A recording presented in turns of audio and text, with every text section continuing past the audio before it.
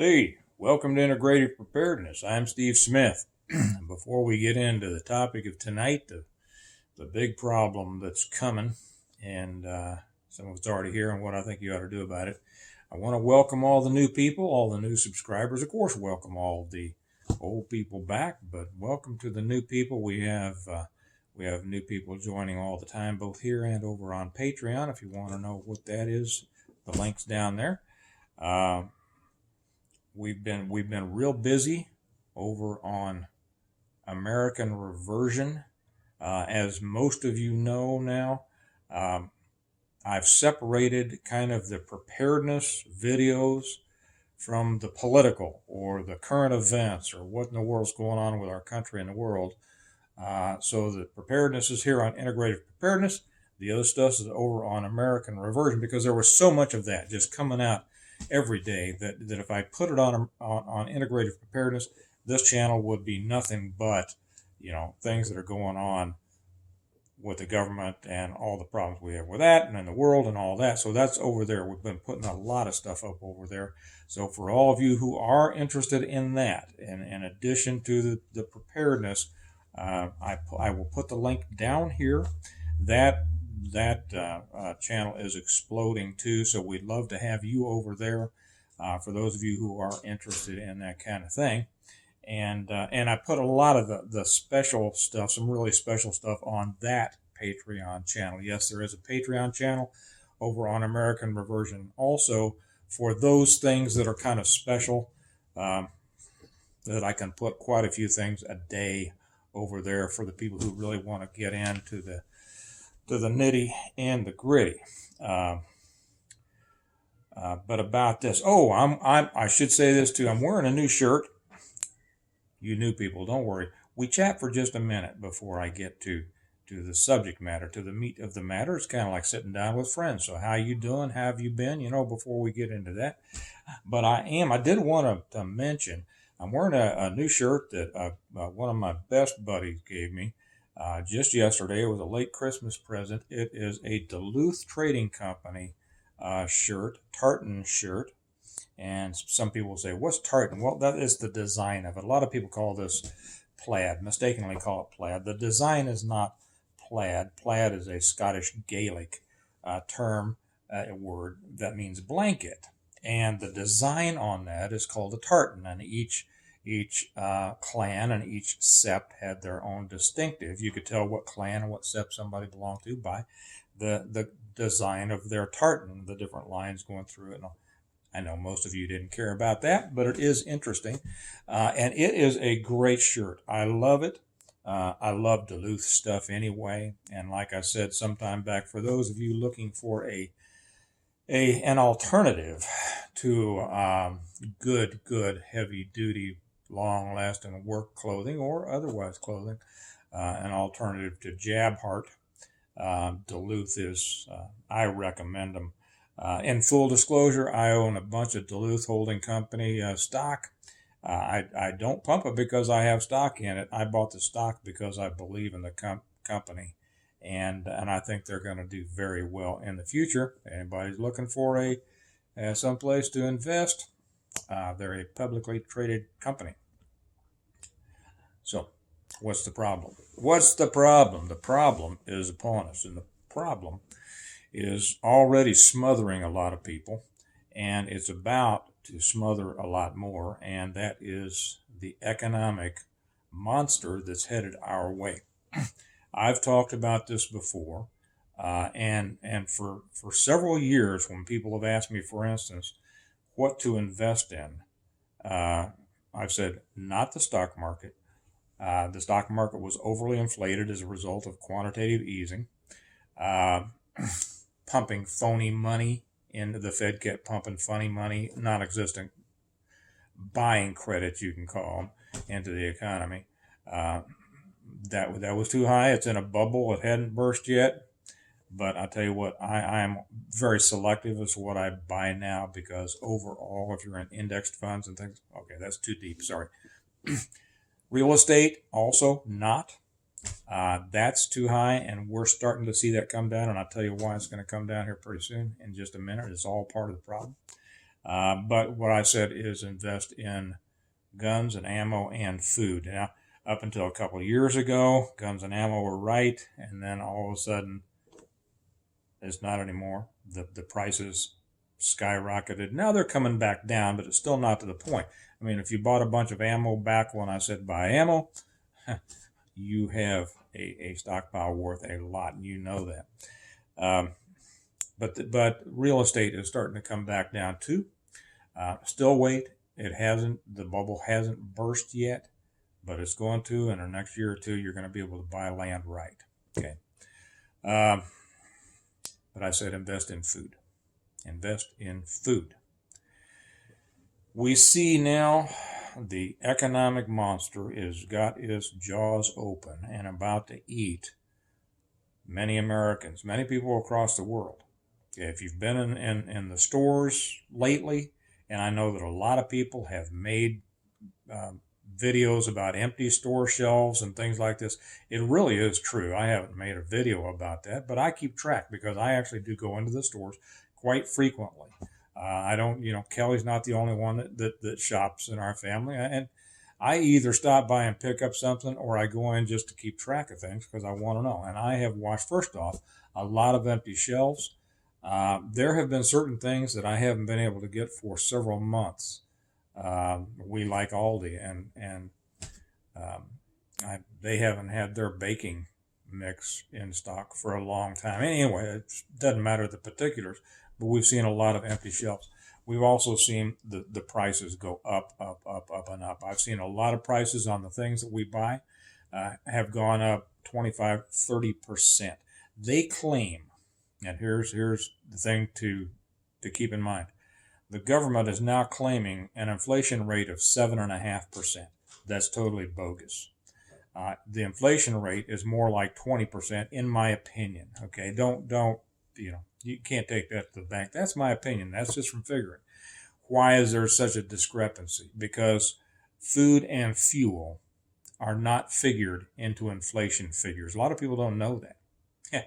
They don't do that because they like to be able to keep the inflation figures down fairly low. And food and fuel are the most volatile commodities out there. And so, but that's where most people get hurt.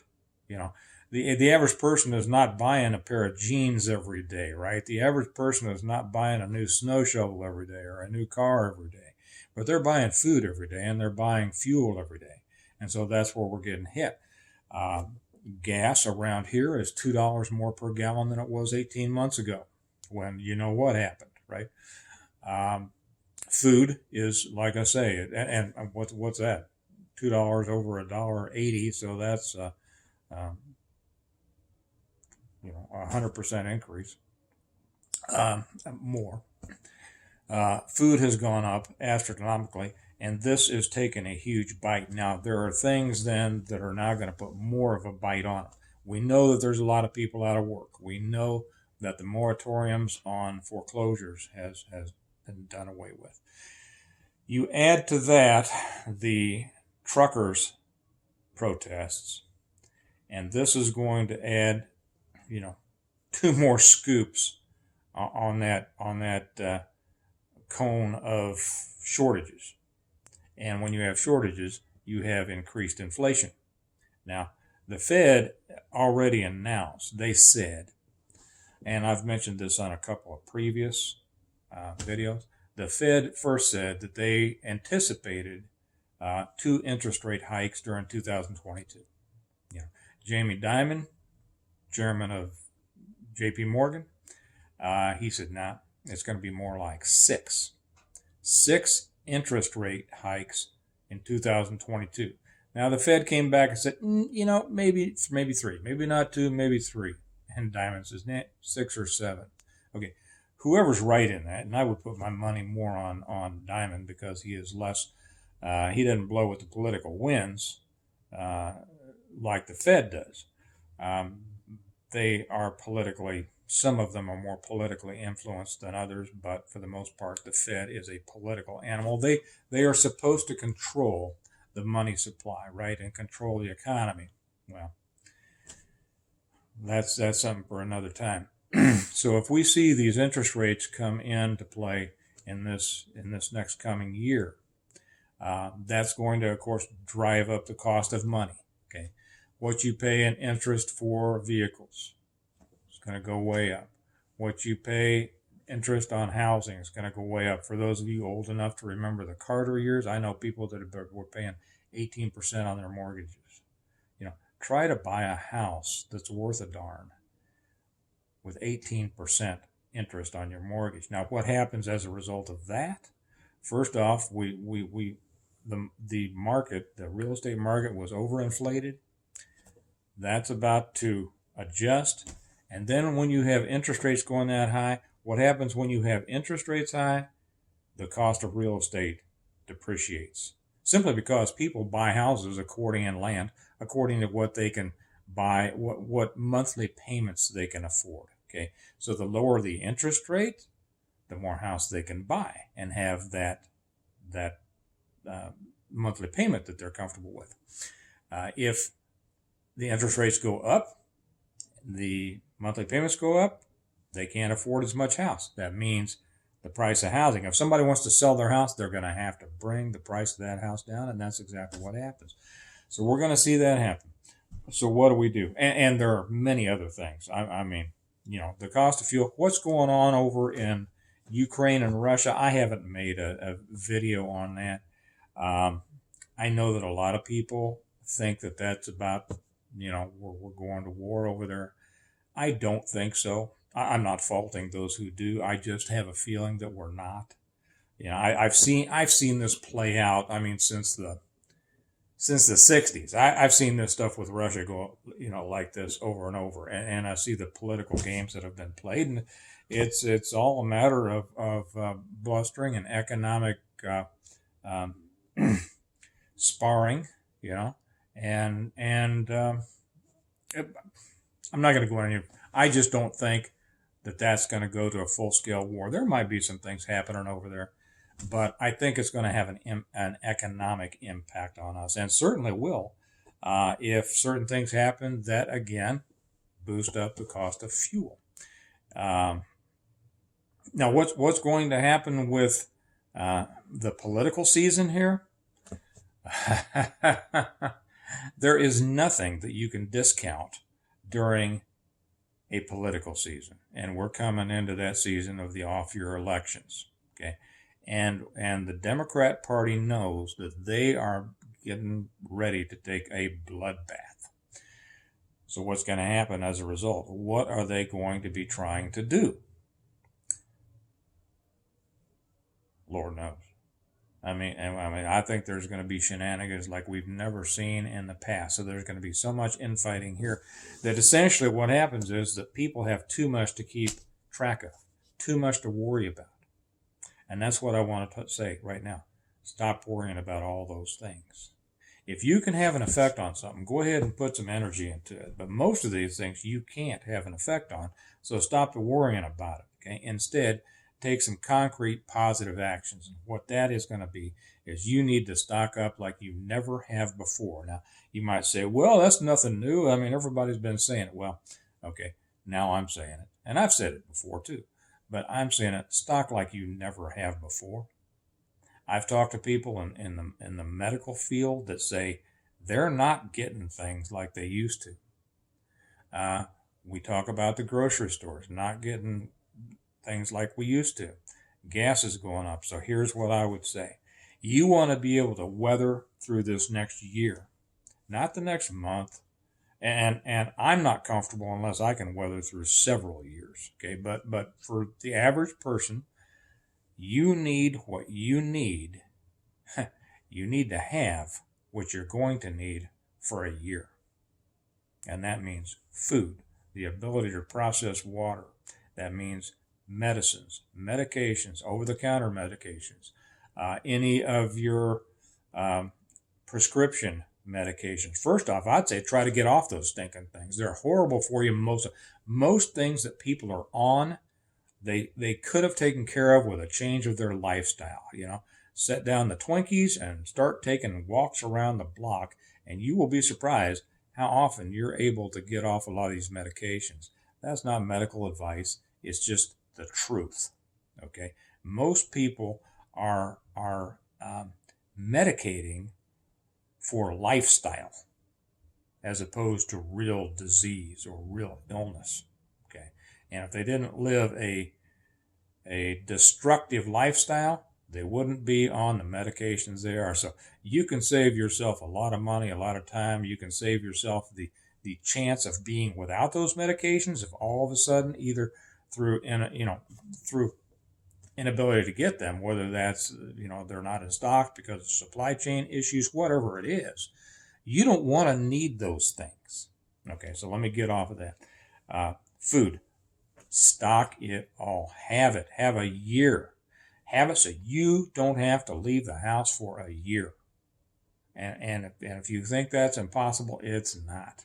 Actually, it's not that difficult. I've got one of my oldest videos is about stocking food, and it's not sending off for this expensive survival food. It's stuff you get at the grocery store.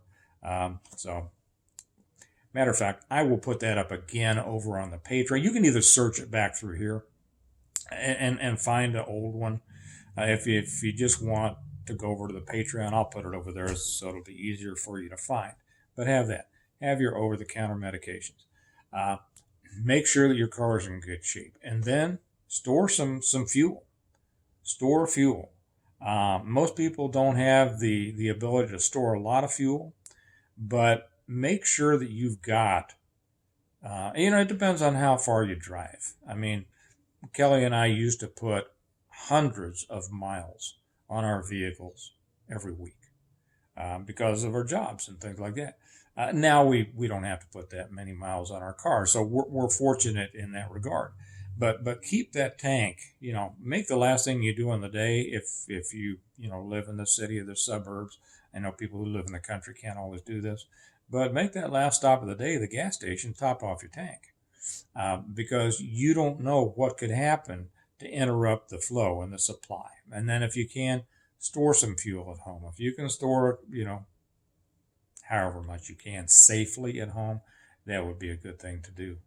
Another thing, I'm going to make a separate on this. It's time to start planting your gardens. Did you know that? Or are you thinking about your gardens? It's time to start planting them. I just got a very concerning email from where I get a lot of my seeds, and that's Baker Seeds, if you're familiar with that. I think I'll do one of those, and I'll put it over on Patreon. I'll read an email that I got from them because it's fairly concerning. I was surprised to hear what they had to say. That's it. We are about to get financially hammered. And I don't think most people are really aware of how bad it might get. And if you're already paying 25% more than you were even a few months ago, if that's tightening on you a little bit, just imagine what another 25% could do. And if you've lived through as many of these things as I have, you know what I'm talking about. And if you haven't, do yourself a favor and stock up so you won't be caught in the middle of it. I think that's it, but it is coming. And it's been on a slow roll for quite a while. And there were times that we didn't know whether it was really coming or not, and for the most part, I'm not oh my gosh, the world's coming to an end, By the way, for any of you who worrying about are these the end times, I put the one over on the Stonemont Church channel. I think I put the link down here to the Stonemont Church channel. You can check that. And I kind of address that. We have a lot of people that will come on and say, it's the end times, it's all. Well, I talk about that. If you're interested, it's over there. Anyway, prepare. Basic preparedness. Get your family involved. Let everybody know how important it is to conserve, to not waste at this point, and to have what you need. It's up to you to have what you need. It's not up to anybody else. And then if you can get past having what you need and start having enough to help other people, that's also what you want to do, because You know that most of the people out there don't have a preparedness mindset. If you do, you're the one who can help them. So be that one. I think that's all I want to say tonight. I know there will be more to say about this in coming days, but start really, if whatever you've been doing, up at a notch or 10, because I think you're going to need it.